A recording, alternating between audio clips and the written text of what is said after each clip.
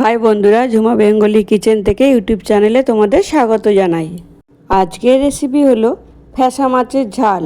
সবার প্রথমে আমি মাছগুলো কেটে ধুয়ে রেডি করে নিয়েছি। এখন হলুদ ও লবণ দিয়ে মাছগুলো ভালো করে মাখিয়ে নেব এইভাবে।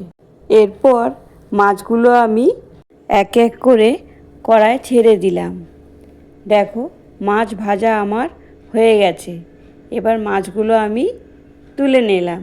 এখন ওই মাছ ভাজা তেলের মধ্যে কুচিয়ে রাখা পেঁয়াজটা দিলাম, কাঁচা লঙ্কা দিলাম, নেড়ে চেড়ে হলুদ, স্বাদ মতো লবণ ও লঙ্কার গুঁড়ো, একটু গোলমরিচের পাউডার ও আদা রসুন বাটা দিয়ে ভালো করে নেড়ে চেড়ে কষিয়ে নেব।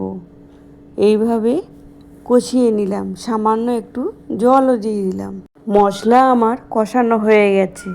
এখন চেরি টমেটো দিয়ে দিলাম, দিয়ে ভালো করে নেড়ে চেড়ে নিলাম। দেখো, টমেটোগুলো সিদ্ধ হয়ে গেছে, কিন্তু এই টমেটো আস্তই থাকবে। এবার আমি জল ঢেলে দিলাম। দেখো, ঝোল ফুটে গেছে। ভেজে রাখা মাছগুলো আমি ঝোলে ঢেলে দিলাম আর ভালো করে নেড়ে চেড়ে নিলাম। দেখো, ঝোল শুকিয়ে গেছে।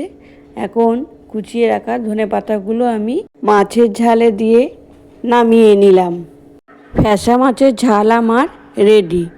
রেসিপিটি ভালো লাগলে অবশ্যই একদিন বানিয়ে খেয়ে দেখো।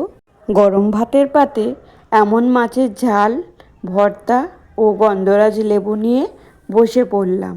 আচ্ছা বলো তো, লেবু তো তোমরা সবাই খাও, তবে এইভাবে লেবু খেলে অনেক উপকারিতা থাকে লেবুর মধ্যে। আজ এখানেই শেষ করলাম। ফিরে আসছি আবারও কোনো এক রেসিপি নিয়ে।